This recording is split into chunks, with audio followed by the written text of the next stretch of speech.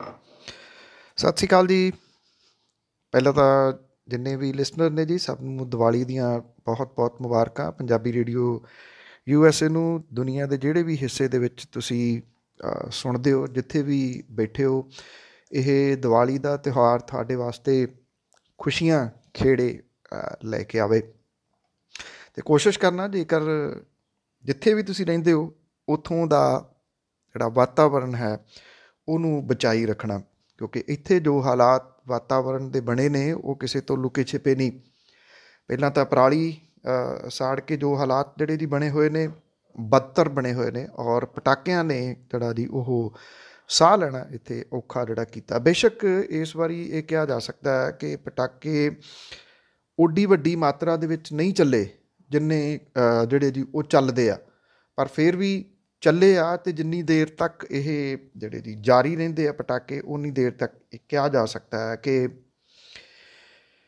ਜਿਹੜਾ ਵਾਤਾਵਰਨ ਹੈ ਜੀ ਉਹਨੂੰ ਹੋਰ ਗੰਧਲਾ ਕਰਨ ਦੇ ਵਿੱਚ ਇਹ ਰੋਲ ਨਿਭਾ ਰਹੇ ਨੇ। ਅਤੇ ਪਰਾਲੀ ਦੀ ਗੱਲ ਹੀ ਕਰੀਏ ਤਾਂ ਪਰਾਲੀ ਇਸ ਵਾਰੀ ਫੇਰ ਜਿਹੜੀ ਆ ਉਹ ਵੱਡੇ ਪੱਧਰ ਦੇ ਉੱਤੇ ਸਾੜੀ ਜਾ ਰਹੀ ਆ। ਸਰਕਾਰ ਦੀਆਂ ਜਿਹੜੀਆਂ ਕੋਸ਼ਿਸ਼ਾਂ ਨੇ ਉਹ ਨਾ ਮਾਤਰ ਨੇ। ਬੇਸ਼ੱਕ ਜਿਹੜਾ ਇਹ ਕਿਹਾ ਜਾ ਸਕਦਾ ਹੈ ਕਿ ਕੁਝ ਥਾਵਾਂ ਦੇ ਉੱਤੇ ਵੱਡੀ ਮਾਤਰਾ ਦੇ ਵਿੱਚ ਜੁਰਮਾਨੇ ਕੀਤੇ ਗਏ ਆ।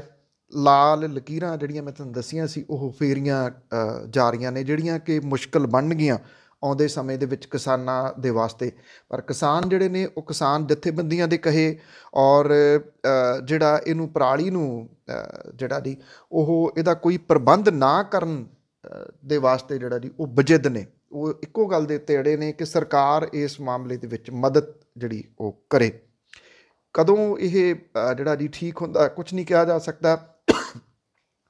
ਇਸ ਵਾਰੀ ਥੋੜ੍ਹਾ ਇਹ ਵੀ ਆ ਕਿ ਗੁਰੂ ਨਾਨਕ ਸਾਹਿਬ ਦਾ 550 ਸਾਲਾ ਗੁਰਪੁਰਬ ਜਿਹੜਾ ਜੀ ਉਹ ਆ ਰਿਹਾ, ਜਿੱਥੇ ਉਹਦੀਆਂ ਗੱਲਾਂ ਹੋ ਰਹੀਆਂ ਨੇ, ਉਹਨੂੰ ਮਨਾਉਣ ਦੀਆਂ ਗੱਲਾਂ ਹੋ ਰਹੀਆਂ ਨੇ। ਦੂਜੇ ਪਾਸੇ ਗੁਰੂ ਨਾਨਕ ਸਾਹਿਬ ਦੇ ਜਿਹੜਾ ਉਹਨਾਂ ਦਾ ਸੰਦੇਸ਼ ਹੈ ਵਾਤਾਵਰਨ ਪ੍ਰਤੀ, ਜੇ ਉਹਦੀ ਆਪਾਂ ਗੱਲ ਕਰੀਏ ਤਾਂ ਇੱਕ ਸਤਰ ਵੀ ਜਿਹੜੀ ਆ ਉਹ ਮੰਨੀ ਨਹੀਂ ਜਾ ਰਹੀ। ਇਹ ਬਦਕਿਸਮਤੀ ਹੈ, ਇਹ ਪੰਜਾਬ ਦੀ ਬਦਕਿਸਮਤੀ ਹੈ, ਪੰਜਾਬ ਦੇ ਵਿੱਚ ਰਹਿਣ ਵਾਲੇ ਲੋਕਾਂ ਦੀ ਜਿਹੜੀ ਉਹ ਬਦਕਿਸਮਤੀ ਆ। ਗੁਰਪੁਰਬ ਦੀ ਗੱਲ ਚੱਲੀ ਹੈ ਅਤੇ ਗੁਰਪੁਰਬ ਤੋਂ ਹੀ ਜਿਹੜੇ ਆਲੇ ਦੁਆਲੇ ਦੇ ਉੱਤੇ ਝਾਤ ਮਾਰਦੇ ਆ। 550 ਸਾਲਾ ਪ੍ਰਕਾਸ਼ ਪੁਰਬ ਦੇ ਜਿਹੜੇ ਸਮਾਗਮ ਨੇ ਰੇੜਕਾ ਸਰਕਾਰ ਅਤੇ ਸ਼੍ਰੋਮਣੀ ਗੁਰਦੁਆਰਾ ਪ੍ਰਬੰਧਕ ਕਮੇਟੀ ਦੇ ਵਿਚਾਲੇ ਜਿਉਂ ਦਾ ਤਿਉਂ ਜਾਰੀ ਹੈ। ਅਸਲ ਦੇ ਵਿੱਚ ਇਹ ਸਰਕਾਰ ਅਤੇ ਸ਼੍ਰੋਮਣੀ ਗੁਰਦੁਆਰਾ ਪ੍ਰਬੰਧਕ ਕਮੇਟੀ ਦੇ ਵਿਚਾਲੇ ਨਹੀਂ, ਬਲਕਿ ਇਹ ਕਿਹਾ ਜਾ ਸਕਦਾ ਹੈ ਕਿ ਇਹ ਜਿਹੜਾ ਰੇੜਕਾ ਹੈ ਇਹ ਅਸਲ ਦੇ ਵਿੱਚ ਕਾਂਗਰਸ ਅਤੇ ਅਕਾਲੀ ਦਲ ਦੇ ਜਿਹੜਾ ਜੀ ਉਹ ਵਿਚਾਲੇ ਹੈ। ਕਿਉਂਕਿ ਅਕਾਲੀ ਦਲ ਇਹ ਸਮਝਦਾ ਹੈ ਕਿ ਉਹਦੀ ਪੰਥਕ ਖੁਸ਼ੀ ਹੋਈ ਜ਼ਮੀਨ ਜਿਹੜੀ ਆ ਉਹ ਵਾਪਸ ਆ ਸਕਦੀ ਹੈ। ਇੱਥੇ ਆਉਣ ਵਾਲੇ ਪਹੁੰਚਣ ਵਾਲੇ ਜਿਹੜੇ ਗੁਰੂ ਨਾਨਕ ਸਾਹਿਬ ਨੂੰ ਸਜਦਾ ਕਰਨ ਆਉਣਗੇ ਲੋਕ, ਉਹਨਾਂ ਦੇ ਮਾਮਲੇ ਦੇ ਵਿੱਚ, ਜਿਸ ਕਰਕੇ ਉਹ ਕਿਸੇ ਵੀ ਹਾਲਤ ਦੇ ਵਿੱਚ ਸਟੇਜ ਛੱਡਣ ਦੇ ਵਾਸਤੇ ਤਿਆਰ ਨਹੀਂ। ਦੂਜੇ ਪਾਸੇ ਜਿਹੜੀ ਸਰਕਾਰ ਹੈ ਉਹ ਇਹ ਸਮਝਦੀ ਆ, ਕਾਂਗਰਸ ਜਿਹੜੀ ਇਹ ਸਮਝਦੀ ਆ ਕਿ ਉਹ ਅਕਾਲੀ ਦਲ ਦੀ ਇਸ ਸਟੇਜ ਦੇ ਉੱਤੇ ਕਿਉਂ ਜਾਵੇ। ਕੈਪਟਨ ਅਮਰਿੰਦਰ ਸਿੰਘ ਹੋਰਾਂ ਨੇ ਜਿਹੜੀ ਆ ਸ਼੍ਰੋਮਣੀ ਗੁਰਦੁਆਰਾ ਪ੍ਰਬੰਧਕ ਕਮੇਟੀ ਦੇ ਪ੍ਰਧਾਨ ਦੇ ਨਾਲ ਇੱਕ ਜਿਹੜੀ ਆ ਉਹ ਮੀਟਿੰਗ ਕੀਤੀ ਆ ਇੱਕ ਵਾਰੀ ਫੇਰ, ਔਰ ਇਹ ਗੱਲ ਆਖੀ ਹੈ ਕਿ 12 ਨਵੰਬਰ ਨੂੰ ਜਿਹੜੀ ਸਟੇਟ ਦੇ ਵੱਲੋਂ ਕਰਵਾਇਆ ਜਾ ਰਿਹਾ ਸਮਾਗਮ ਹੈ ਉਹਦੇ ਵਿੱਚ ਸ਼੍ਰੋਮਣੀ ਗੁਰਦੁਆਰਾ ਪ੍ਰਬੰਧਕ ਕਮੇਟੀ ਸ਼ਾਮਲ ਹੋਵੇ, ਜਿਹਦੇ ਵਿੱਚ ਦੇਸ਼ ਦੇ ਰਾਸ਼ਟਰਪਤੀ ਆ ਰਹੇ ਨੇ। 11 ਨਵੰਬਰ ਨੂੰ ਹੋਣ ਵਾਲਾ ਜਿਹੜਾ ਸਮਾਗਮ ਹੈ, ਮੁੱਖ ਮੰਤਰੀ ਨੇ ਕਿਹਾ ਕਿ ਉਹ ਸ਼੍ਰੋਮਣੀ ਕਮੇਟੀ ਦੀ ਕਮਾਨ ਦੇ ਹੇਠ ਹੋ ਜਾਵੇ, ਜਿਹਦੇ ਵਿੱਚ ਦੇਸ਼ ਦੇ ਗ੍ਰਹਿ ਮੰਤਰੀ ਜਿਹੜੇ ਨੇ ਅਮਿਤ ਸ਼ਾਹ ਹੋਰੀ, ਉਹਨਾਂ ਦੇ ਸ਼ਾਮਲ ਹੋਣ ਦੀ ਸੰਭਾਵਨਾ ਹੈ। ਇਹ ਸੁਝਾਅ ਜਿਹੜੇ ਆ ਜੀ ਮੁੱਖ ਮੰਤਰੀ ਨੇ ਸ਼੍ਰੋਮਣੀ ਗੁਰਦੁਆਰਾ ਪ੍ਰਬੰਧਕ ਕਮੇਟੀ ਦੇ ਪ੍ਰਧਾਨ ਗੋਬਿੰਦ ਸਿੰਘ ਲੌਂਗੋਵਾਲ ਦੇ ਨਾਲ ਕੀਤੀ ਮੀਟਿੰਗ ਦੇ ਵਿੱਚ ਕੀਤੇ ਆ, ਜਿਹੜੇ ਕਿ ਉਹਨਾਂ ਨੂੰ ਮਿਲਣ ਦੇ ਵਾਸਤੇ ਮੁੱਖ ਮੰਤਰੀ ਦੇ ਰਿਹਾਇਸ਼ ਦੇ ਵਿੱਚ ਜਿਹੜਾ ਜੀ ਉਹ ਗਏ ਸੀਗੇ। ਇਹ ਪਤਾ ਲੱਗ ਰਿਹਾ ਹੈ ਕਿ ਸ਼੍ਰੋਮਣੀ ਗੁਰਦੁਆਰਾ ਪ੍ਰਬੰਧਕ ਕਮੇਟੀ ਦੇ ਪ੍ਰਧਾਨ ਨੇ ਇਹ ਗੱਲ ਆਖੀ ਹੈ ਕਿ ਉਹ ਅਜਿਹਾ ਨਹੀਂ ਕਰ ਸਕਦੇ ਜੀ, ਭਾਵ ਕਿ 12 ਤਰੀਕ ਨੂੰ ਜਿਹੜੀ ਜੀ ਉਹ ਸਰਕਾਰ ਮਨਾਵੇ ਅਤੇ ਸ਼੍ਰੋਮਣੀ ਕਮੇਟੀ ਇਹਦੇ ਵਿੱਚ ਸ਼ਾਮਲ ਹੋਵੇ। ਇਹ ਨਹੀਂ ਜਿਹੜਾ ਜੀ ਉਹ ਹੋ ਸਕਦਾ, ਕਿਉਂਕਿ ਗੋਬਿੰਦ ਸਿੰਘ ਲੌਂਗੋਵਾਲ ਹੋਰੀ ਸਭ ਨੂੰ ਪਤਾ ਹੈ ਕਿ ਉਹ ਰਬੜ ਸਟੈਂਪ ਨੇ, ਤਾਂ ਉਹ ਆਪਣੇ ਤੌਰ ਦੇ ਉੱਤੇ ਤਾਂ ਕੋਈ ਬਹੁਤਾ ਵੱਡਾ ਫੈਸਲਾ ਜਿਹੜਾ ਜੀ ਉਹ ਲੈ ਨਹੀਂ ਸਕਦੇ। ਪਰ ਗੱਲ ਜਦੋਂ ਬਾਬੇ ਦੀ ਜਿਹੜੀ ਜੀ ਉਹ ਹੋ ਰਹੀ ਆ ਗੁਰੂ ਨਾਨਕ ਸਾਹਿਬ ਦੀ ਹੋ ਰਹੀ ਆ, ਤੇ ਜਿਹੜਾ ਮਸਲਾ ਉਹ ਇਸੇ ਗੱਲ ਦੇ ਉੱਤੇ ਜਿਹੜਾ ਦੀ ਲਟਕਿਆ ਪਿਆ ਕਿ ਇਹਦੇ ਵਿੱਚ ਜਿਹੜਾ ਦੀ ਇਹਦੇ ਕਲਗੀ ਜਿਹੜੀ ਆ ਉਹ ਕਿਹਦੇ ਸਿਰ ਦੇ ਉੱਤੇ ਲੱਗੂਗੀ, ਇਹਨਾਂ ਸਮਾਗਮਾਂ ਦੀ। ਪਤਾ ਨਹੀਂ ਰਾਜਨੀਤਿਕ ਜਿਹੜੇ ਲੋਕ ਨੇ ਉਹ ਕਿਉਂ ਸਮਝਦੇ ਨੇ ਕਿ ਉੱਥੇ ਆਉਣ ਵਾਲੇ ਜਿਹੜੇ ਧਾਰਮਿਕ ਆਸਥਾ ਰੱਖ ਕੇ ਲੋਕ ਆਉਣਗੇ, ਉਹ ਵੋਟਾਂ ਨੇ, ਉਹਨਾਂ ਨੂੰ ਵੋਟਾਂ ਦੇ ਵਿੱਚ ਤਬਦੀਲ ਜਿਹੜਾ ਦੀ ਉਹ ਕਰ ਸਕਦੇ ਨੇ। ਵੈਸੇ ਇਸ ਤਰ੍ਹਾਂ ਦੀਆਂ ਗਲਤੀਆਂ ਜਿਹੜੀਆਂ ਜੀ ਉਹ ਪਹਿਲਾਂ ਕੀਤੀਆਂ ਨੇ। ਜਦੋਂ ਬਰਗਾੜੀ ਦੇ ਵਿੱਚ ਮੋਰਚਾ ਲੱਗਿਆ ਸੀਗਾ, ਕੁਛ ਸਿਆਸੀ ਲੋਕਾਂ ਨੇ ਉੱਥੇ ਗੁਰੂ ਗ੍ਰੰਥ ਸਾਹਿਬ ਦੀ ਬੇਅਦਬੀ ਦੇ ਰੋਸ ਵਜੋਂ ਪਹੁੰਚਣ ਵਾਲੇ ਲੋਕਾਂ ਨੂੰ ਵੀ ਵੋਟਾਂ ਸਮਝ ਲਿਆ ਸੀ, ਅਤੇ ਬਾਅਦ ਦੇ ਵਿੱਚ ਮਸ਼ੀਨਾਂ ਦੇ ਵਿੱਚੋਂ ਕੀ ਨਿਕਲਿਆ ਉਹ ਕਿਸੇ ਤੋਂ ਲੁਕਿਆ ਛਿਪਿਆ ਨਹੀਂ। ਹੁਣ ਇਹ ਮਾਮਲਾ ਕਿਸੇ ਤਣ ਪੱਤਣ ਲੱਗਦਾ ਜਾਂ ਨਹੀਂ ਲੱਗਦਾ, ਲੱਗਣ ਦੇ ਚਾਂਸਸ ਜਿਹੜੇ ਜੀ ਉਹ ਬਹੁਤ ਘੱਟ ਨਜ਼ਰ ਆ ਰਹੇ ਨੇ। ਸਭ ਆਪੋ ਆਪਣੀ ਜਗ੍ਹਾ ਦੇ ਉੱਤੇ ਜਿਹੜਾ ਜੀ ਉਹ ਅੜੇ ਹੋਏ ਨੇ। ਪੰਜਾਬ ਦੇ ਨਾਲ ਲੱਗਵੇਂ ਸੂਬੇ ਹਰਿਆਣੇ ਦੇ ਵਿੱਚ 14ਵੀਂ ਵਿਧਾਨ ਸਭਾ ਦੇ ਵਾਸਤੇ ਮਨੋਹਰ ਲਾਲ ਖੱਟੜ ਦੂਜੀ ਵਾਰੀ ਉਹਨੇ ਆਪਣੇ ਅਹੁਦੇ ਦੀ ਸਹੁੰ ਜਿਹੜੀ ਹੈ ਜੀ ਉਹ ਚੁੱਕ ਲਈ ਹੈ। ਉਹਦੇ ਨਾਲ 31 ਸਾਲ ਦੇ ਜਨ ਨਾਇਕ ਜਨਤਾ ਪਾਰਟੀ ਦੇ ਪ੍ਰਧਾਨ ਦੁਸ਼ਯੰਤ ਚੌਟਾਲਾ ਨੇ ਉਪ ਮੁੱਖ ਮੰਤਰੀ ਦੇ ਵਜੋਂ ਸਹੁੰ ਚੁੱਕੀ ਹੈ। ਰਾਜਪਾਲ ਸੱਤਯਦੇਵ ਨਾਰਾਇਣ ਨੇ ਦੋਨਾਂ ਨੂੰ ਇਹ ਸਹੁੰ ਜਿਹੜੀ ਚੁਕਾਈ। ਨਵੀਂ ਸਰਕਾਰ ਦੇ ਵਿੱਚ ਭਾਜਪਾ ਅਤੇ ਜਨ ਨਾਇਕ ਜਨਤਾ ਪਾਰਟੀ ਦੇ ਤੇ 7 ਜਿਹੜੇ ਆਜ਼ਾਦ ਵਿਧਾਇਕਾਂ ਨੇ ਸਮਰਥਨ ਜਿਹੜਾ ਜੀ ਉਹ ਦਿੱਤਾ। ਅਜੇ ਕਿਸੇ ਮੰਤਰੀ ਨੂੰ ਹੋਰ ਨੂੰ ਸਹੁੰ ਨਹੀਂ ਚੁਕਾਈ ਗਈ, ਜਿਹੜੀ ਕਿ ਦੀਵਾਲੀ ਤੋਂ ਬਾਅਦ ਚੁਕਾਈ ਜਾਊਗੀ। ਜਦੋਂ ਇਹ ਸਹੁੰ ਚੁੱਕ ਸਮਾਗਮ ਹੋਇਆ ਤਾਂ ਇਹਦੇ ਵਿੱਚ ਭਾਰਤੀ ਜਨਤਾ ਪਾਰਟੀ ਦੇ ਕਾਰਜਕਾਰੀ ਪ੍ਰਧਾਨ JP ਨੱਡਾ, ਉੱਤਰਾਖੰਡ ਦੇ ਮੁੱਖ ਮੰਤਰੀ ਤ੍ਰਿਵਿੰਦਰ ਸਿੰਘ ਰਾਵਤ, ਕਾਂਗਰਸੀ ਨੇਤਾ ਅਤੇ ਸਾਬਕਾ ਮੁੱਖ ਮੰਤਰੀ ਭੁਪਿੰਦਰ ਸਿੰਘ ਹੁੱਡਾ, ਪੰਜਾਬ ਦੇ ਸਾਬਕਾ ਮੁੱਖ ਮੰਤਰੀ ਪ੍ਰਕਾਸ਼ ਸਿੰਘ ਬਾਦਲ, ਉਹਦੇ ਮੁੰਡੇ ਸੁਖਬੀਰ ਸਿੰਘ ਬਾਦਲ ਵੀ ਜਿਹੜਾ ਸੀ ਉਹ ਪਹੁੰਚੇ। ਚੌਟਾਲਾ ਪਰਿਵਾਰ ਦੇ ਵਿੱਚੋਂ ਨੈਨਾ ਚੌਟਾਲਾ, ਦੁਸ਼ਯੰਤ ਚੌਟਾਲਾ ਦੀ ਪਤਨੀ ਜਿਹੜੀ ਉਹ ਵੀ ਇਹਦੇ ਵਿੱਚ ਸ਼ਾਮਲ ਸੀ। ਦੁਸ਼ਯੰਤ ਚੌਟਾਲਾ ਦਾ ਪਿਓ ਅਜੇ ਚੌਟਾਲਾ, ਜਿਹਨੂੰ ਫਰਲੋ ਜਿਹੜੀ ਉਹ ਦਿੱਤੀ ਗਈ 2 ਹਫ਼ਤਿਆਂ ਦੀ, ਉਹ ਵੀ ਇਸ ਸਹੁੰ ਚੁੱਕ ਸਮਾਗਮ ਦੇ ਵਿੱਚ ਜਿਹੜਾ ਜੀ ਉਹ ਸ਼ਾਮਲ ਸੀ। ਇਹਦੇ ਵਿੱਚ ਜਿਹੜਾ ਸੀਗਾ ਜੀ ਉਹ ਹੈਰਾਨੀ ਵਾਲੀ ਗੱਲ ਇਹ ਰਹੀ ਕਿ ਇਹਨਾਂ ਚੋਣਾਂ ਦੇ ਦੌਰਾਨ ਭਾਰਤੀ ਜਨਤਾ ਪਾਰਟੀ ਦੇ ਵਿਰੋਧ ਦੇ ਵਿੱਚ ਲੜਨ ਵਾਲੇ ਅਕਾਲੀ ਦਲ ਜਿਹੜਾ ਸੀਗਾ ਜੀ ਉਹ ਛਾਲ ਮਾਰ ਕੇ ਮੂਹਰੇ ਸਹੁੰ ਚੁੱਕ ਸਮਾਗਮ ਦੇ ਵਿੱਚ ਵੀ ਬੈਠਾ ਆਇਆ ਸੀਗਾ। ਪ੍ਰਕਾਸ਼ ਸਿੰਘ ਬਾਦਲ ਅਤੇ ਸੁਖਬੀਰ ਸਿੰਘ ਬਾਦਲ ਹੋਰਾਂ ਦੇ ਬਿਆਨ ਜਿਹੜੇ ਜੀ ਉਹ ਚਰਚਿਤ ਹੋਏ ਸੀਗੇ, ਜਿਹੜੇ ਕਹਿੰਦੇ ਸੀ ਕਿ ਭਾਰਤੀ ਜਨਤਾ ਪਾਰਟੀ ਇਸ ਵਾਰੀ ਨਹੀਂ ਜਿੱਤਦੀ। ਦੂਜੇ ਪਾਸੇ ਉਹਨਾਂ ਨੇ, ਕਿਉਂਕਿ ਇਹ ਜਿਹੜੀਆਂ ਚੋਣਾਂ ਸੀਗੀਆਂ ਉਹਦੇ 'ਚ ਮੂੰਹ ਦੀ ਖਾਣੀ ਪਈ, ਜਿਹੜੀਆਂ ਕਿ ਉਹਨਾਂ ਨੇ ਇਨੈਲੋ ਦੇ ਨਾਲ ਰਲ ਕੇ ਜਿਹੜੀਆਂ ਸੀ ਉਹ ਲੜੀਆਂ। ਕੋਈ ਮੈਂਬਰ ਜਿਹੜਾ ਜੀ ਜਿੱਤ ਨਹੀਂ ਸਕਿਆ ਅਕਾਲੀ ਦਲ ਦਾ। ਪਰ ਜਦੋਂ ਜਨ ਨਾਇਕ ਜਨਤਾ ਪਾਰਟੀ ਦੀ ਜਿਹੜੀ ਜੀ ਉਹ ਗੱਲ ਆਈ ਅਤੇ ਉਹਦੇ ਸਹੁੰ ਚੁੱਕ ਸਮਾਗਮ ਦੇ ਵਿੱਚ ਜਿਹੜੇ ਸੀ ਉਹ ਵੱਡੇ ਛੋਟੇ ਬਾਦਲ ਫੇਰ ਜਿਹੜੇ ਜੀ ਉਹ ਪਹੁੰਚ ਗਏ ਉੱਥੇ। ਸਿਆਸਤ ਹੈ ਜੀ, ਔਰ ਸਿਆਸਤ ਦੇ ਮਾਮਲੇ ਦੇ ਉੱਤੇ ਤਾਂ ਇਹ ਵੀ ਜਿਹੜਾ ਜੀ ਚੱਲ ਰਿਹਾ ਕਿ ਜਨ ਨਾਇਕ ਜਨਤਾ ਪਾਰਟੀ ਨੇ ਇਹ ਚੋਣਾਂ ਜਿਹੜੀਆਂ ਸੀ ਭਾਰਤੀ ਜਨਤਾ ਪਾਰਟੀ ਦੇ ਖਿਲਾਫ ਲੜੀਆਂ। ਲੋਕਾਂ ਨੇ ਜਿਹੜੇ ਖਾਸ ਤੌਰ ਦੇ ਉੱਤੇ ਜਾਟ ਨੇ, ਕਿਉਂਕਿ ਜਾਟ ਅਤੇ ਨਾਨ ਜਾਟ ਦੀ ਜਿਹੜੀ ਸਿਆਸਤ ਹੈ ਉਹ ਹਰਿਆਣੇ ਦੇ ਵਿੱਚ ਵੱਡੇ ਪੱਧਰ ਦੇ ਉੱਤੇ ਚੱਲਦੀ ਹੈ। ਭਾਰਤੀ ਜਨਤਾ ਪਾਰਟੀ ਦੀ ਸਿਆਸਤ ਹੀ ਇੱਥੋਂ ਜਿਹੜੀ ਹੈ ਜੀ ਉਹ ਹੋਈ ਆ, ਔਰ ਇੱਥੋਂ ਹੀ ਉਹਨੇ ਸਫਲਤਾ ਜਿਹੜੀ ਹਾਸਲ ਕੀਤੀ ਆ। ਜਿਹੜੀ ਭਾਰਤੀ ਜਨਤਾ ਪਾਰਟੀ ਆ ਉਹਦੀ ਟੇਕ ਨਾਨ ਜਾਟ ਵੋਟਾਂ ਦੇ ਉੱਤੇ ਰਹੀ, ਅਤੇ ਜਾਟ ਵੋਟਾਂ ਦੇ ਉੱਤੇ ਟੇਕ ਸੀਗੀ ਜਨ ਨਾਇਕ ਜਨਤਾ ਪਾਰਟੀ ਦੀ, ਜਿਹੜੇ ਕਿ 10 ਸੀਟਾਂ ਇੱਥੋਂ ਜਿੱਤ ਗਏ। ਇਹਦੇ ਬਾਵਜੂਦ ਇਹਨਾਂ ਦਾ ਗੱਠਜੋੜ ਜਿਹੜਾ ਜੀ ਉਹ ਸਮਝ ਤੋਂ ਪਰੇ ਵਾਲੀ ਗੱਲ ਹੈ ਬਹੁਤੇ ਲੋਕਾਂ ਦਾ। ਜਿਵੇਂ ਭਾਰਤੀ ਜਨਤਾ ਪਾਰਟੀ ਅਤੇ ਅਕਾਲੀ ਦਲ ਦਾ ਇਸ ਵੇਲੇ ਦਾ ਗੱਠਜੋੜ ਜਿਹੜਾ ਜੀ ਉਹ ਸਮਝ ਤੋਂ ਪਰਾਂ ਵਾਲੀ ਗੱਲ ਜਿਹੜੀ ਜੀ ਉਹ ਲੱਗ ਰਹੀ ਹੈ। ਭਾਰਤੀ ਜਨਤਾ ਪਾਰਟੀ ਨੇ 40 ਸੀਟਾਂ ਜਿੱਤੀਆਂ, 46 ਉਹਨੂੰ ਚਾਹੀਦੇ ਵਿਧਾਇਕ ਜਿਹੜੇ ਜੀ 7 ਜਿਹੜੇ ਸੀ ਆਜ਼ਾਦ ਇੱਥੇ ਆ ਗਏ, ਔਰ 10 ਜਿਹੜੇ ਸੀ ਜਨ ਨਾਇਕ ਜਨਤਾ ਪਾਰਟੀ ਦੇ ਆ ਗਏ। ਕਈ ਵਿਧਾਇਕ ਰਾਤੋਂ ਰਾਤ ਜਿਹੜੇ ਸੀਗੇ ਜੀ ਉਹ ਹਰਿਆਣਾ ਭਵਨ ਦੇ ਵਿੱਚ ਪਹੁੰਚ ਗਏ ਜਦੋਂ ਇਹ ਨਤੀਜੇ ਆਏ ਆ, ਔਰ ਅਮਿਤ ਸ਼ਾਹ ਦੇ ਨਾਲ ਉਹਨਾਂ ਨੇ ਮੁਲਾਕਾਤ ਕੀਤੀ। ਗੋਪਾਲ ਕਾਂਡਾ ਵਾਲਾ ਵਿਵਾਦ ਜਿਹੜਾ ਸੀਗਾ ਜੀ ਉਹ ਵੀ ਸਾਹਮਣੇ ਆਇਆ, ਕਿਉਂਕਿ ਜਦੋਂ ਗੋਪਾਲ ਕਾਂਡਾ ਦਾ ਵਿਵਾਦ ਉੱਭਰਿਆ ਸੀਗਾ, ਜਿਸ ਟਾਈਮ ਇੱਕ ਏਅਰ ਹੋਸਟੈਸ ਨੇ ਖੁਦਕੁਸ਼ੀ ਜਿਹੜੀ ਜੀ ਉਹ ਕਰ ਲਈ ਸੀਗੀ, ਅਤੇ ਉਦੋਂ ਭਾਰਤੀ ਜਨਤਾ ਪਾਰਟੀ ਨੇ ਇਸ ਮਾਮਲੇ ਨੂੰ ਵਾਹਵਾ ਉਭਾਰਿਆ ਸੀਗਾ। ਭਾਰਤੀ ਜਨਤਾ ਪਾਰਟੀ ਦੇ ਵਿਚਾਲੇ ਹੀ ਇਸ ਗੱਲ ਨੂੰ ਜਿਹੜਾ ਸੀ ਉਹ ਲੈ ਕੇ ਤਕਰਾਰ ਹੁੰਦਾ ਰਿਹਾ ਕਿ ਗੋਪਾਲ ਕਾਂਡਾ ਤੋਂ ਮਦਦ ਜਿਹੜੀ ਆ ਜੀ ਉਹ ਲਈ ਜਾਵੇ, ਜਾਂ ਜਿਹੜੀ ਜੀ ਉਹ ਨਾ। ਤੇ ਗੋਪਾਲ ਕਾਂਡਾ ਤੋਂ ਮਦਦ ਜਿਹੜੀ ਸੀ ਉਹ ਨਹੀਂ ਲਈ ਭਾਰਤੀ ਜਨਤਾ ਪਾਰਟੀ ਨੇ, ਕਿਉਂਕਿ ਉਹਦੇ ਕੋਲੇ ਅਨਫ ਜਿਹੜੇ ਸੀਗੇ ਜੀ ਉਹ ਵਿਧਾਨ ਸਭਾ ਦੇ ਮੈਂਬਰ ਹੋ ਗਏ। ਆਜ਼ਾਦ ਦੇ ਉੱਤੇ ਸ਼ਾਇਦ ਭਰੋਸਾ ਇਸ ਕਰਕੇ ਜਿਹੜਾ ਜੀ ਨਹੀਂ ਕੀਤਾ ਭਾਰਤੀ ਜਨਤਾ ਪਾਰਟੀ ਵਾਲਿਆਂ ਨੇ ਕਿ ਉਹ ਬਲੈਕਮੇਲ ਕਰਨਗੇ, ਪਰ ਆਜ਼ਾਦ ਨੂੰ ਨਾਲ ਲੈ ਲਿਆ। ਇਹ ਜਿਹੜਾ ਜੀ ਸੋਚ ਕੇ ਕਿ ਜੇ ਜਨ ਨਾਇਕ ਜਨਤਾ ਪਾਰਟੀ ਕੱਲ੍ਹ ਨੂੰ ਬਲੈਕਮੇਲ ਕਰਦੀ ਹੈ ਤੇ ਫਿਰ ਅਸੀਂ ਉਹਨਾਂ ਨੂੰ ਆਜ਼ਾਦ ਵਾਲੀ ਧਮਕੀ ਦੇ ਸਕਦੇ, ਤੇ ਆਜ਼ਾਦ ਨੂੰ ਜਨ ਨਾਇਕ ਜਨਤਾ ਪਾਰਟੀ ਵਾਲੀ ਧਮਕੀ ਜਿਹੜੀ ਹੈ ਜੀ ਉਹ ਦਿੱਤੀ ਜਾ ਸਕਦੀ ਆ। ਇੱਦਾਂ ਜਿਹੜੀ ਸੀਗੀ ਜੀ ਇਹ ਸਰਕਾਰ ਗਠਿਤ ਹੋ ਗਈ ਨਵੀਂ ਹਰਿਆਣੇ ਦੇ ਵਿੱਚ, ਔਰ ਜਿਹੜੀ ਜਨ ਨਾਇਕ ਜਨਤਾ ਪਾਰਟੀ ਆ ਉਹ ਕੁਝ ਮਹੀਨਿਆਂ ਦੇ ਵਿੱਚ ਬਣਨ ਤੋਂ ਬਾਅਦ ਸਰਕਾਰ ਦੇ ਵਿੱਚ ਜਿਹੜਾ ਜੀ ਉਹ ਸ਼ਾਮਲ ਹੋਣਾ।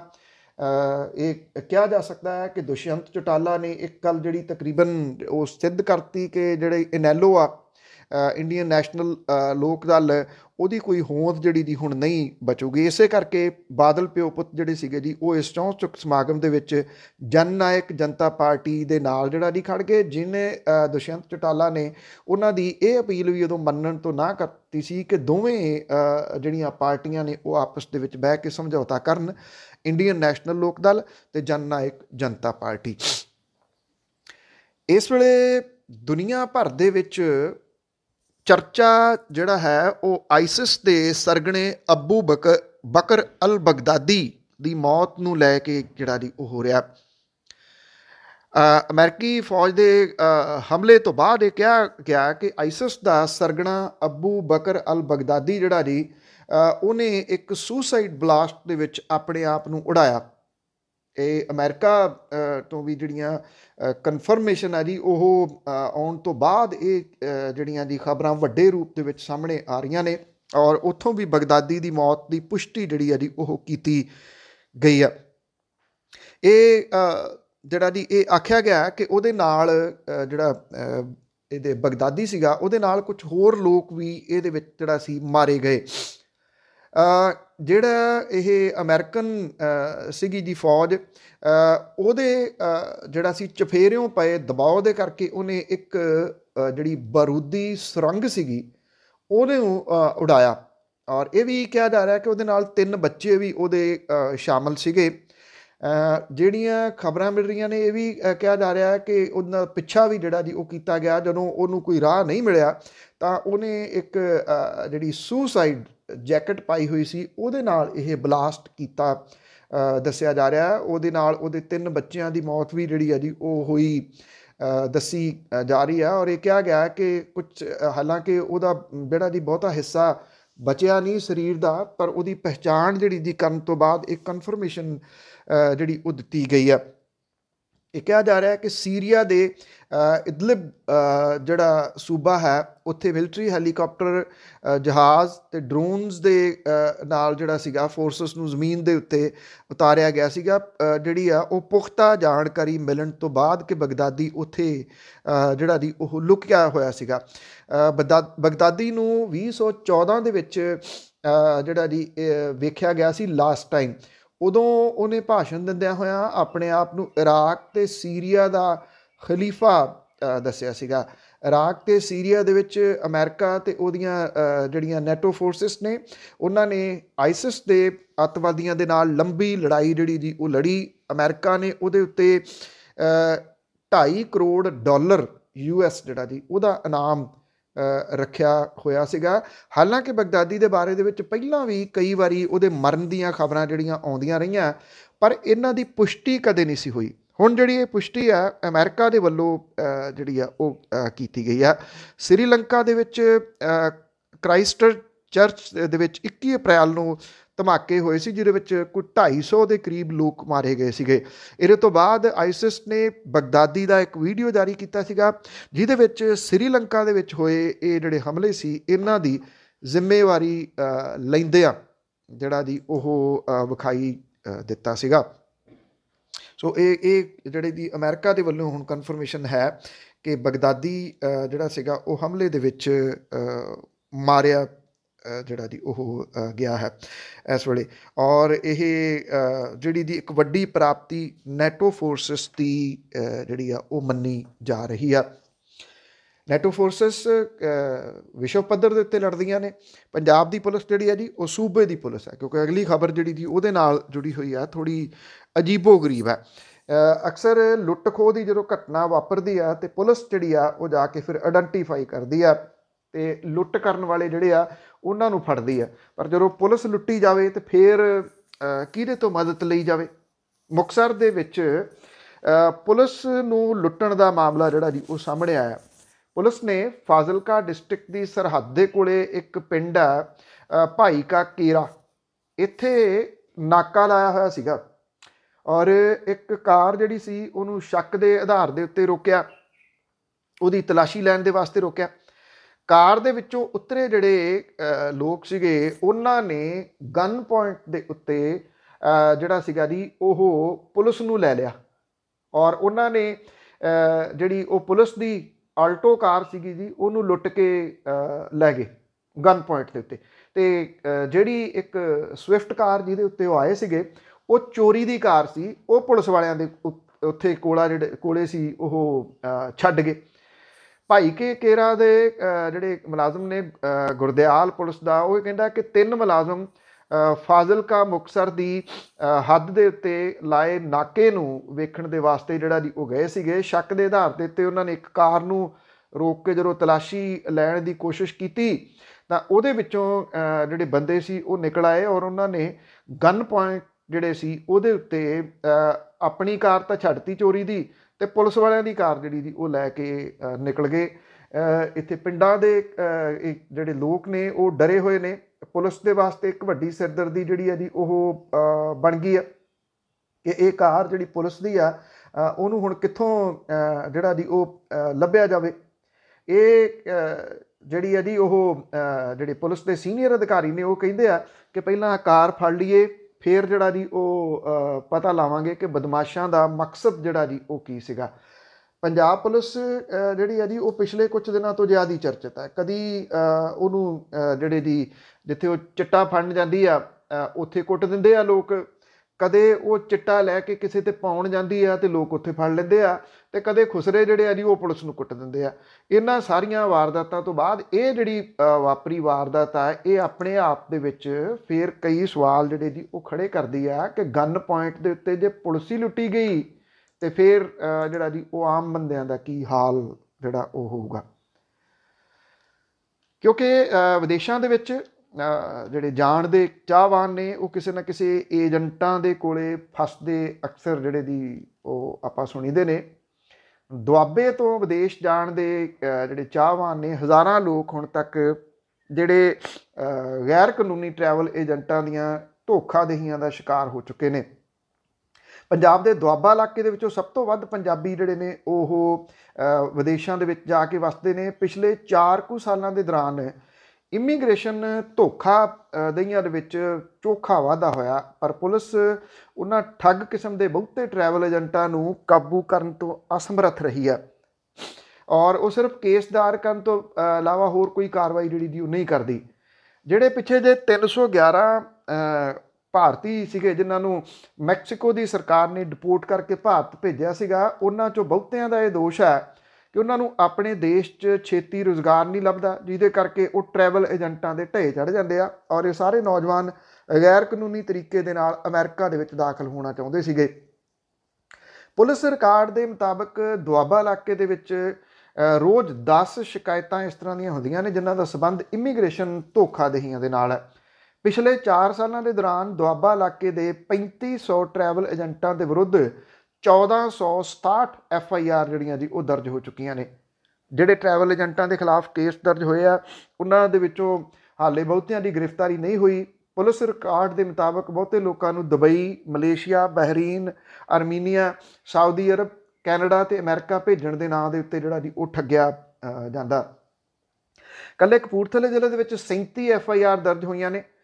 ਨਵਾਂ ਸ਼ਹਿਰ, ਸ਼ਹੀਦ ਭਗਤ ਸਿੰਘ ਨਗਰ ਜਿਹੜਾ ਜੀ ਉੱਥੇ ਇਮੀਗ੍ਰੇਸ਼ਨ ਧੋਖਾਦਹੀਆਂ 'ਚ 65 ਮਾਮਲੇ, ਜਲੰਧਰ 'ਚ 119, ਹੁਸ਼ਿਆਰਪੁਰ 'ਚ 42 ਮਾਮਲੇ ਦਰਜ ਜਿਹੜੇ ਜੀ ਉਹ ਹੋ ਚੁੱਕੇ ਨੇ। ਪੁਲਿਸ ਅਜੇ ਤੱਕ ਸਿਰਫ 150 ਜਿਹੜੇ ਜਿਨ੍ਹਾਂ ਤੇ ਮਾਮਲੇ ਦਰਜ ਹੋਏ ਉਹਨਾਂ ਨੂੰ ਗ੍ਰਿਫਤਾਰ ਕਰ ਸਕੀ ਹੈ। ਮੈਕਸੀਕੋ ਤੋਂ ਡਿਪੋਰਟ ਹੋਏ ਕਪੂਰਥਲਾ ਦਾ ਇੱਕ ਜਿਹੜਾ ਨੌਜਵਾਨ ਹੈ ਉਹ ਕਹਿੰਦਾ ਹੈ ਕਿ ਟਰੈਵਲ ਏਜੰਟਾਂ ਨੇ ਉਹ ਤੋਂ 18 ਲੱਖ ਰੁਪਈਏ ਵਸੂਲੇ, ਉਹਨੂੰ ਇਹ ਭਰੋਸਾ ਦਿਵਾਇਆ ਕਿ ਉਹਨੂੰ ਅਮਰੀਕਾ ਦੇ ਵਿੱਚ ਸੁਰੱਖਿਅਤ ਦਾਖਲ ਜਿਹੜਾ ਜੀ ਉਹ ਕਰਵਾਊਗਾ। ਪਰ ਉਹ ਕਈ ਜਿਹੜੀਆਂ ਸੀ ਮੁਸ਼ਕਲਾਂ ਦੇ ਵਿੱਚੋਂ ਲੰਘਦਿਆਂ ਹੋਇਆ ਮੈਕਸੀਕੋ ਦੇ ਕੋਲ ਜਿਹੜਾ ਜੀ ਉਹ ਗਏ ਔਰ ਮੈਕਸੀਕੋ ਲੈ ਗਏ ਉਹਨਾਂ ਨੂੰ।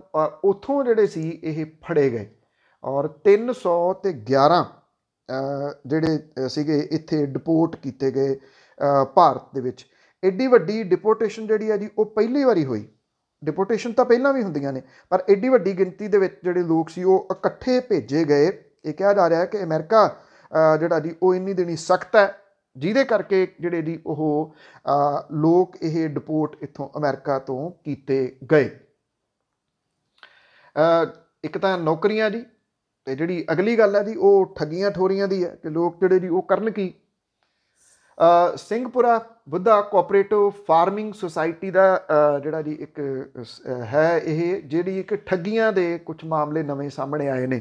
ਸਮਾਜ ਸੇਵਾ ਦਾ ਮਖੌਟਾ ਜਿਹੜਾ ਜੀ ਪਾ ਕੇ ਲੋਕਾਂ ਦੀਆਂ ਜ਼ਮੀਨਾਂ ਹਥਿਆਉਣ ਦੇ ਵਿੱਚ ਇਹ ਆਲਮਜੀਤ ਸਿੰਘ ਮਾਨ ਹੈ ਜਿਹੜਾ ਕਿ 100 ਕਰੋੜ ਰੁਪਏ ਤੋਂ ਉੱਪਰ ਦੀ ਠੱਗੀ ਕਰ ਚੁੱਕਾ ਹੈ ਔਰ ਇਹ ਕਿਹਾ ਜਾ ਰਿਹਾ ਕਿ ਉਹਨੂੰ ਪੋਲੀਟੀਕਲ ਸ਼ੈ ਆ ਜਿਹਦੇ ਕਰਕੇ ਇਹ ਸਾਰਾ ਕੁਝ ਜਿਹੜਾ ਜੀ ਉਹ ਕੀਤਾ ਜਾ ਰਿਹਾ। Singhpura Buddha cooperative farming society ਦਾ ਸੈਕਟਰੀ ਜਿਹੜਾ SC ਨਾਗਪਾਲ ਹੈ ਉਹਨਾਂ ਨੇ MLA ਖੰਨਾ ਗੁਰਕੀਰਤ ਕੋਟਲੀ ਦੇ ਉੱਤੇ ਦੋਸ਼ ਲਾਇਆ ਕਿ ਉਹ ਆਲਮਜੀਤ ਸਿੰਘ ਮਾਨ ਦੇ ਇਸ ਪੂਰੇ ਠੱਗੀ ਦੇ ਵਿੱਚ ਜਿਹੜੀ ਜੀ ਉਹ ਮਦਦ ਕਰ ਰਿਹਾ। ਇਹੀ ਵਜ੍ਹਾ ਕਿ ਆਲਮਜੀਤ ਮਾਨ ਜਿਹੜਾ ਉਹ ਪੁਲਿਸ ਤੋਂ ਬਚਣ ਦੇ ਵਿੱਚ ਕਾਮਯਾਬ ਹੋ ਰਿਹਾ। ਪੋਲੀਟੀਕਲ ਦਬਾਅ ਦੇ ਵਿੱਚ ਕੋਰਟ ਦੇ ਵਿੱਚ ਝੂਠੇ ਕੇਸ 'ਚ ਸ਼ਹਿਰ ਦੇ ਵਿੱਚ ਜਿਹੜੀ ਝੂਠੀਆਂ ਤੇ ਫੈਬਰੀਕੇਟਡ FIR ਜਿਹੜੀਆਂ ਜੀ ਉਹ ਦਰਜ ਕਰਵਾ ਕੇ ਪਹਿਲਾਂ ਲੋਕਾਂ ਦੇ ਉੱਤੇ ਦਬਾਅ ਬਣਾਉਂਦਾ, ਫਿਰ ਉਹਨਾਂ ਦੀਆਂ ਜ਼ਮੀਨਾਂ ਜਿਹੜਾ ਉਹ ਕੌਡੀਆਂ ਦੇ ਭਾਅ ਆਪਣੇ ਨਾਮ ਜਿਹੜਾ ਉਹ ਕਰਵਾ ਲੈਂਦਾ। ਆਲਮਜੀਤ ਸਿੰਘ ਮਾਨ ਦੇ ਖਿਲਾਫ ਅਰੈਸਟ ਵਾਰੰਟ ਜਾਰੀ ਹੋਣ ਦੇ ਜਿਹੜੀ ਉਹਨੇ ਜਿਹੜੀ ਐਂਟੀਸਪੇਟਰੀ ਲਾਈ ਸੀ ਉਹ ਖਾਰਜ ਹੋਣ ਦੇ ਬਾਵਜੂਦ ਉਹ ਬਿਨਾਂ ਕਿਸੇ ਡਰ ਤੋਂ ਜਿਹੜਾ ਜੀ ਉਹ ਘੁੰਮ ਰਿਹਾ। ਆਲਮਜੀਤ ਸਿੰਘ ਮਾਨ ਤੋਂ ਪੀੜਤ 5 ਲੋਕਾਂ ਨੇ ਚੰਡੀਗੜ੍ਹ ਪ੍ਰੈਸ ਕਲੱਬ ਦੇ ਵਿੱਚ ਇੱਕ ਪ੍ਰੈਸ ਕਾਨਫਰੰਸ ਕਰਕੇ ਆਪਣੀ ਜਿਹੜੀ ਸੀ ਇਹ ਸਾਰੀ ਦਾਸਤਾਨ ਦੱਸੀ। ਅਨੰਤ ਕੌਰ ਚਾਹਲ ਜਿਹੜੀ ਹੈ ਜੀ ਉਹ ਦੱਸਦੀ ਹੈ ਕਿ ਉਹਨੇ ਸੈਕਟਰ 7 ਚੰਡੀਗੜ੍ਹ ਦੇ ਵਿੱਚ 2 ਕਨਾਲ ਦੀ ਕੋਠੀ ਦੇ ਜਾਲੀ ਡਾਕੂਮੈਂਟ ਬਣਵਾਏ। ਆਲਮਜੀਤ ਨੇ ਕਬਜ਼ਾ ਵੀ ਲੈ ਲਿਆ ਪਰ ਬਾਅਦ ਦੇ ਵਿੱਚ ਅਨੰਤ ਨੇ ਪੁਲਿਸ ਫੋਰਸ ਦੀ ਮਦਦ ਦੇ ਨਾਲ ਉਹਨੂੰ ਬਾਹਰ ਕਢਵਾਇਆ। ਜਸਲੀਨ ਰੰਧਾਵਾ ਇੱਕ ਹੋਰ ਪੀੜਤ ਆ ਜੀ, ਉਹ ਕਹਿੰਦੀ ਆ ਕਿ ਉਹਨੇ ਉਹਦੇ ਉੱਤੇ 12 ਝੂਠੇ ਕੇਸ 15 ਸਾਲਾਂ ਦੇ ਵਿੱਚ ਦਰਜ ਕਰਵਾਏ ਤਾਂ ਕਿ ਉਹਦੀ ਪ੍ਰਾਪਰਟੀ ਤੇ ਕਬਜ਼ਾ ਜਿਹੜਾ ਜੀ ਉਹ ਕਰ ਸਕੇ। ਉਹ ਇਹ ਵੀ ਕਹਿੰਦੀ ਹੈ ਕਿ ਉਹਦੀ ਫੈਮਿਲੀ ਨੂੰ ਪਿਛਲੇ ਲੰਬੇ ਸਮੇਂ ਤੋਂ ਜਿਹੜਾ ਜੀ ਪਰੇਸ਼ਾਨ ਕੀਤਾ ਜਾ ਰਿਹਾ। ਅਜੇ ਵੀ ਇਹ ਜਿਹੜੀ ਰੰਧਾਵਾ ਫੈਮਿਲੀ ਆ ਉਹ ਜ਼ੀਰਕਪੁਰ ਦੀ ਬਚੀ ਹੋਈ ਜ਼ਮੀਨ ਦਾ ਕਬਜ਼ਾ ਜਿਹੜਾ ਉਹ ਛਡਵਾਉਣ ਦੇ ਵਿੱਚ ਲੱਗੀ ਜਿਹੜਾ ਜੀ ਉਹ ਹੋਈ ਆ।